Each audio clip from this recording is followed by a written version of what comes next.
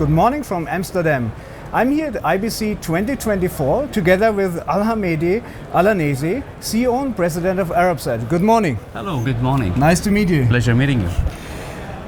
Alhamedi, what's new for Arabsat at IBC 2024? Well, IBC is a milestone and very important to participate and showcase Arabsat activities. And we've been in this more than 20 years. This year we are coming with a set of products for both broadcast mainly and data. We're transforming the strategy we have done over the last 2 years into tangible products to serve our customers. We also have it as a gathering with our key customers to showcase what we do, participate with a lot of key events that taking place in IBC. Okay. So the satellite landscape is constantly evolving. So where do you think or where do you see the industry heading to, and how is, let's say, Arabsat answering the questions of the future? This question is really difficult. You know why? Because there's a tremendous change in the space industry. The LEO and all these activities and the LEO, the GEO and the changes and the satellite designs into software defined. The delay has taken place on in these new trends that causing a lot of issues and both for the manufacturers and for the operators like us. And they put us in a little bit of a very awkward situation, and we need to balance between how can we move with the geo strategy execution in terms of new satellites, and how can we penetrate the multi-orbital. So the change in the MEO and the mergers took place. The enormous amount of companies who are building and serving the LEO and the GEO, little bit of a slowness in executing a new satellites and with the new technology. It really caused a challenge to the companies.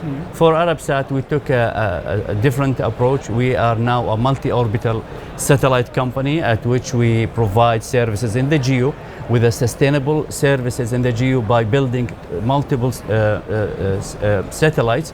We have 7A that will be launched hopefully toward the first quarter of 27, and we have Badr 9. We are talking about 2028. Meanwhile, we are working with several LEO key players in Earth observation, IoT, and broadband. We're also looking into multiple services that can be delivered across all the three orbital, the MEO, the GEO, and the LEO. Would you say the industry is more naturally evolving, or you would say it's driven by certain innovations and technologies? That's a very good question. I think the innovations is increasing. I think I will just compare it with exactly what took place in the financial sector. In the financial sector, the fintechs came over. They are one or two products companies. This is exactly what's happening now. There are a single or multiple little products in the LEO that will definitely take part of the GEO services, but it creates a good momentum. You know, it's been very quiet for a long time, and now there is an enormous number of products, solutions, and it's really wake up everybody to see how can we survive, what can we do? Can we merge with another company, or can we go and acquire another company? Can we invest in the new innovations? And that's really where the strategy play a key role, and where each company should look clearly and very carefully to the strategy. I think one of the important things is you need to maneuver very quickly and very fast. Otherwise, if you stick with the steady, that you're going to lose a lot of good opportunities. And it's a challenge, opportunity, dilemma, but it's very joyful. For me personally, I love it. So we could say that a consolidation, which also happens in the satellite industry, the satellite market, is also opener for opportunities and creates new excitement? Absolutely.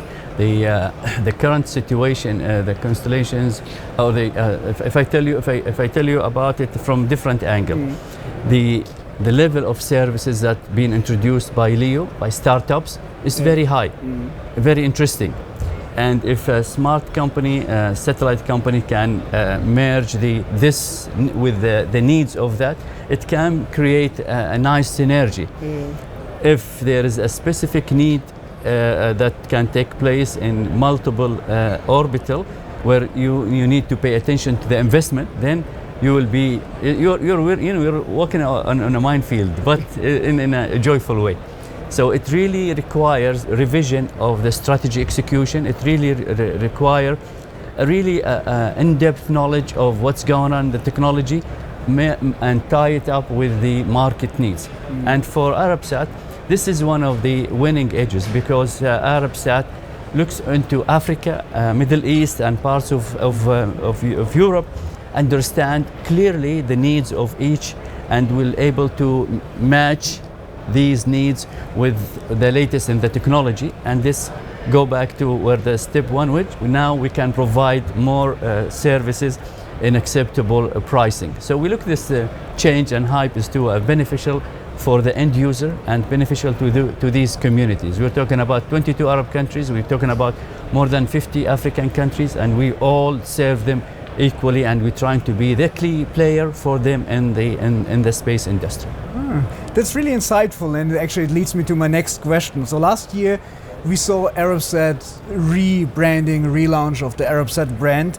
So, and I've heard recently you also had some changes internally. Can you tell us a bit more about your journey? We talked earlier on about excitement. I feel the excitement through these changes as well. The Arabsat being in the geo and for a specific project for a quite long time. One of the key messages, or one of the key things that we talked about, is how can we change the DNA of Arabsat? Changing the DNA of Arabsat to be a multi-orbital, multifunctional, multicultural was a very challenge. We started with setting a strategy. It took us 2022 or to early 2023 to set up that strategy, and we started executing. It has the most important thing, which is empowerment. And empowerment takes about multiple things. Empowerment is women. And that's why today you can see LED is leading our marketing, and LED is coming from a very advanced market. She has a enriched customer knowledge in the marketing and the industry. We have a gentleman from Holland in the strategy, and he also have more than 25 years. We have a gentleman from sales, heading VP of sales, and he's coming from technology. We had a great effort in doing the transformation of technology, products, and people. And part of it is the newcomers, these new leaders coming to Arabsat. They will contribute heavily in the transformation. They will contribute heavily in empowerment of diversity, empowerment of women, empowerment of a quality of life. We're looking carefully how can we enhance the quality of life across the nations. I'll give you another example. We are working now in another project, which really, how can we promote the cultures, the diversity of cultures in Africa to the world? How can we share with the world the art, the music, everything that these nations has to the other world? And how can we cross cultural activities between these nations? This is it's beyond just a satellite operator. It's a company that believes of the value of every nation, and it believes in how can we take this together, because this is one of the things create peace. This is one of the things create harmony between different nations. And if we look at these nations from that angle, diversity of the team, diversity of the leaders become a necessity, because every one of us has his angle of understanding different cultures and experience. Merging all these experiences to serve 55 nations is a unique experience. It's something, there is a passion going there. Everybody is really excited. Everybody looking from all the way from Oman to South Africa to Mauritania is as a one need. How can we contribute to this? The good thing is we're not looking at the commercial side. Commercially will come. Any company will do these things, they will get it. We look at how can we promote these nations? How can we empower them?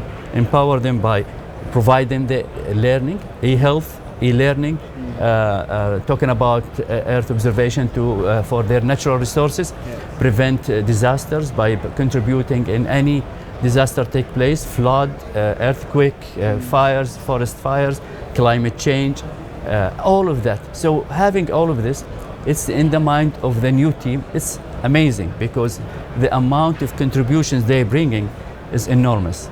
It really makes me excited. It makes me how to catch up with them. I'm very proud of them. And believe me, this is I think this is a major milestone in the history of Arabsat, where now they're shifting to be a multinational with a humanity and with a lot of interest in the human needs and these nations. It's not just commercial, it's not just service, it's a sustainable providing empowerment of these nations. And at the end of the day, you only can benefit through the more interest you have, more competence from different nationalities, which I have to say is a quite interesting and unique approach you try to achieve here, to bring on board for such a conservative business, Arabic company. We would not, let's say, expect such a change, especially through the management team as well. What I like about it is this wonderful team is speaking the same language, the same interest, and it's part of, they share the passion, they share this really.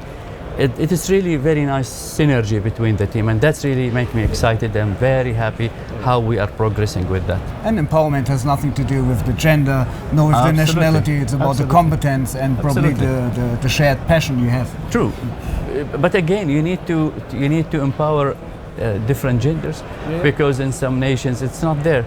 You need to empower different diversity of cultures, because some nations it still is one or two. So creating this cultural change, transformation, would definitely change how the perception about Arabsat. Arabsat now is working, it used to be regionally, now it's going to globally, and we acquire companies in Europe. Now we are looking to how can we expand in other continents. We're looking where is the contribution we can add and the benefit for Arabsat that we can do, and that's really the difference of how Arabsat's looking to the future. Sounds very optimistic. I'm looking forward to it. Digital transformation is driving growth for many economies, especially if you look at Africa. So how important is it for Arabsat, and what role do you see will Arabsat play in terms of digital transformation, especially if you look at your new approach with the multinational approach even inside Arabsat? It's a very interesting question, and the good thing is that Arabsat witnessed a great transformation in Saudi Arabia, a very successful transformation led by Vision 2030, at which the Vision 2030 was able to take Saudi Arabia from a normal country to a leading number 2 in the world in different scales, one of the top 5 in the G20, and all of that took place in less than 5 to 6 years. When we witnessed all of that taking place by the nation itself, by the Saudis and everybody, not just a government direction, it became a national direction. We believe that this can happen to every other nation. However, we are not there to play the whole role. We are there to play providing the satellite connectivity infrastructure.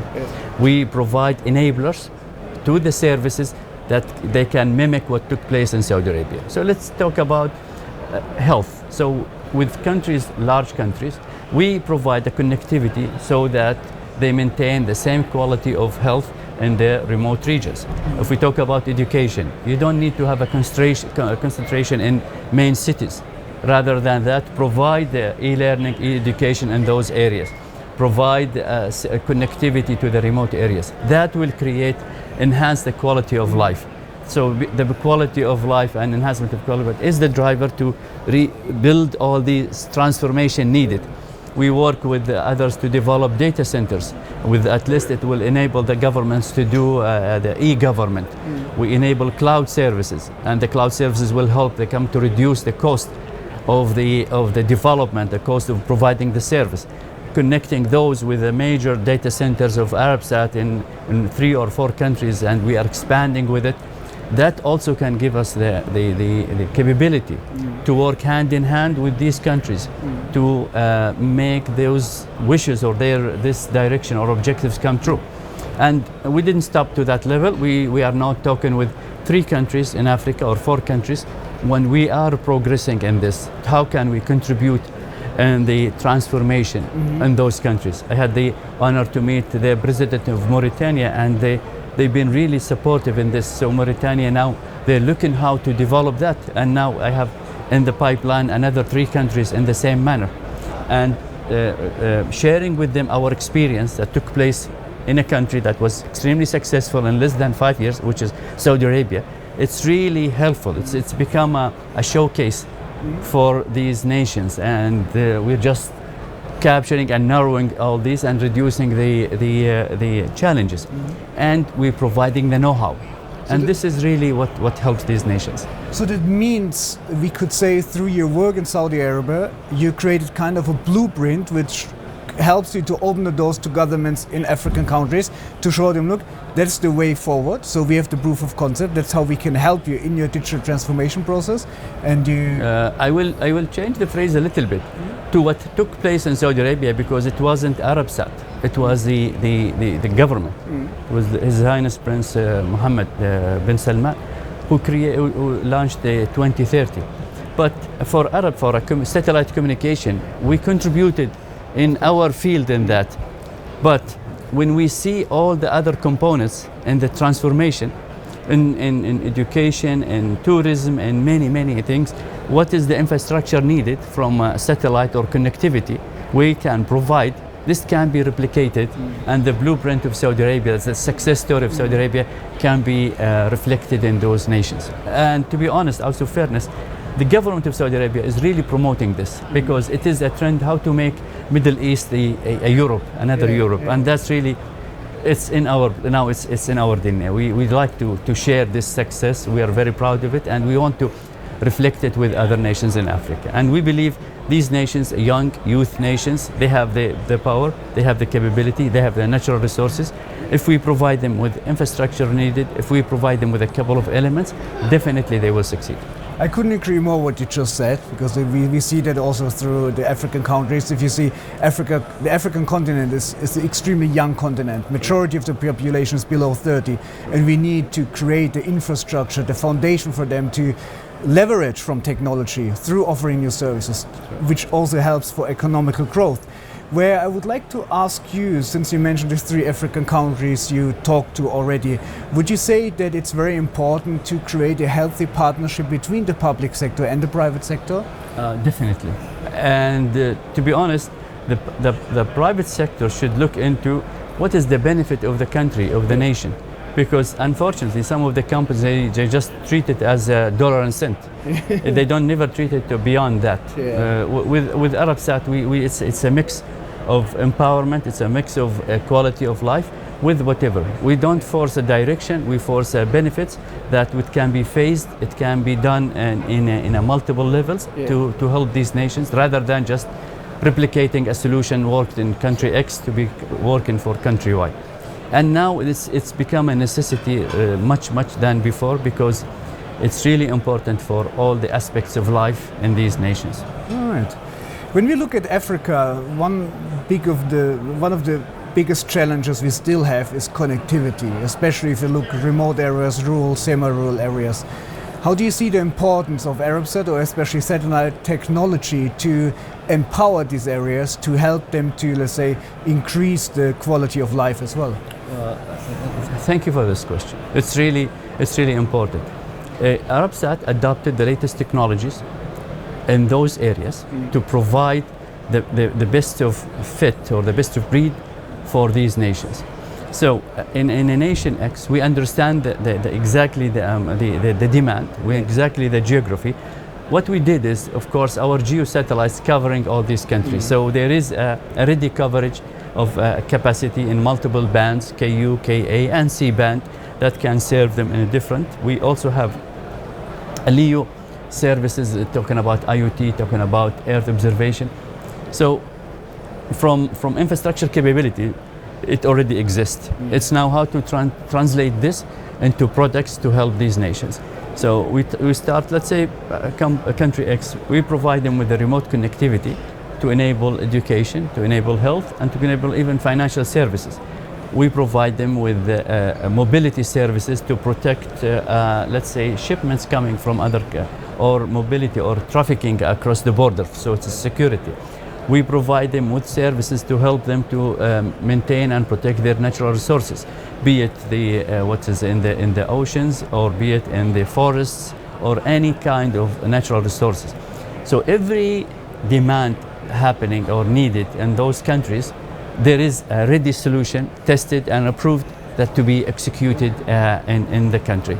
So we can accelerate the execution. We can be faster in terms of providing those needs for these countries. Okay, nice. So you would say you're quite optimistic if you look at the technology perspective to create connectivity in rural areas. It's more the political will who was probably missing. Let me something personally did. I've been working in Africa for more than 2.5 years. I've been in several countries and remote areas, and I enjoy going to safari. I enjoy going to and I really understand personally, and I'm really passionate to see these services. And in the corporate level, it is part of Arabsat strategy to provide all of these to these nations. And what we did now, I tell you, it's not a secret anymore. We created 4 hubs for Africa: West Coast hub, South hub, East hub, and Central and North hub. Where each hub we create all the demands of those nations and the services needed. So we do a couple of things. One of them is provide those services for nation A, provide joint services for multiple nations. So this can be cooperative among several countries.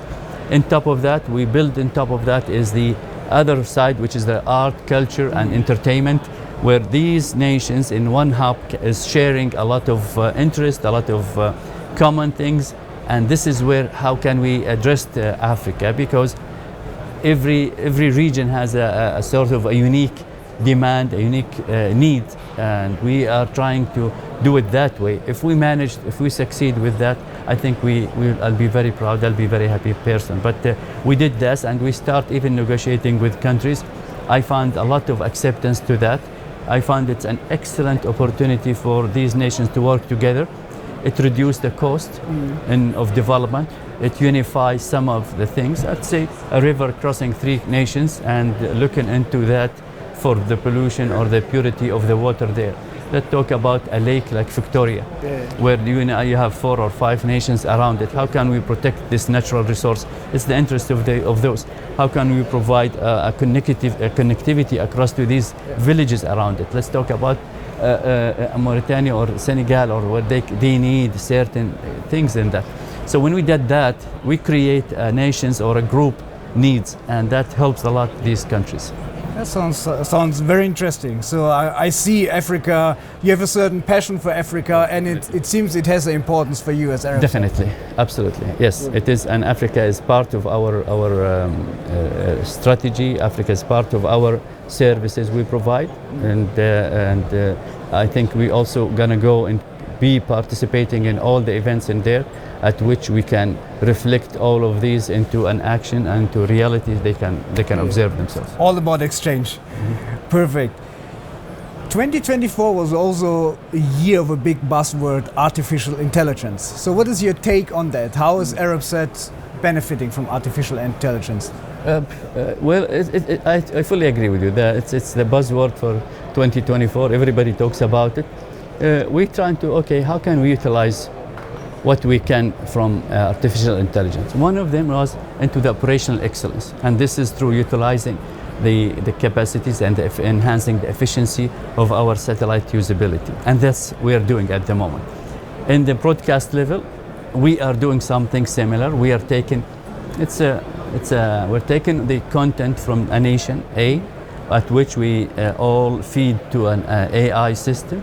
So when we try to promote from other nations their culture, their music, or their movies, it will start using the same native language, the native. So everybody, if I'm sitting in a village in Uganda, I can watch a movie from Saudi Arabia with the same voice, with the same tone, by a local Saudi, but still in native language. Native language. Yeah. So that's a little bit, and then we try to promote whatever it can be in it. There is a lot of let's say not yet approved done in the broadcast, but we are taking whatever is ready. We're doing a little pilots here and there, but definitely AI will play a major role in the coming near future for all the industry. All right, exciting times ahead. It was a very insightful conversation. Thanks for your time. It's a pleasure. It's always good to see you. Thank you. And thank you so much for giving us this opportunity to share about Africa. Thank you. Thank That you was very much. Tech Africa News from IBC 2024. You can find more on techafricanews.com.